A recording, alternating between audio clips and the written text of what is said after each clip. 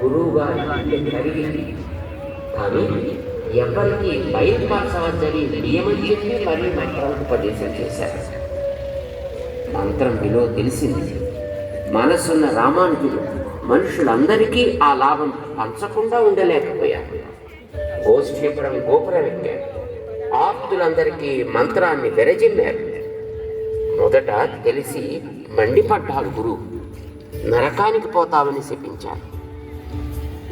ఇంతమంది తరించేటప్పుడు నేనొక్కడిని నరకంలో పడ్డా సంతోషమే అన్నారు ఈ రామానుజుడు.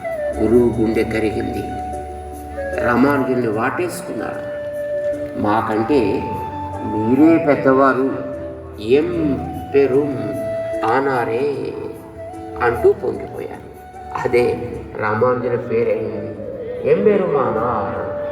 ఈరోజు ఆడ మగ జాతి కుల భేదం లేకుండా మనమంతా ఏదో రూపంలో పూజలు చేసుకుంటున్నామంటే, మంత్రం చదువుతున్నామంటే ఆ దయా సముద్రుడి చలవే.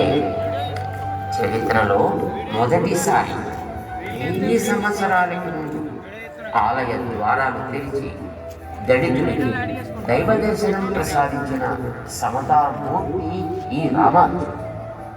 మానవ జాతి యావత్తూ వారికి రుణపడి ఆ రుణపు సంస్మరణమే ఈ లీలాజల నీరాజనం డైనమిక్ ఫౌంటైన్. అది చూడండి, ఈ జీవరాశి 8 భాగాలే క్రింద ఉండే 8 కమలాల్లో కనిపిస్తుంది. మనలోని తామస భాగం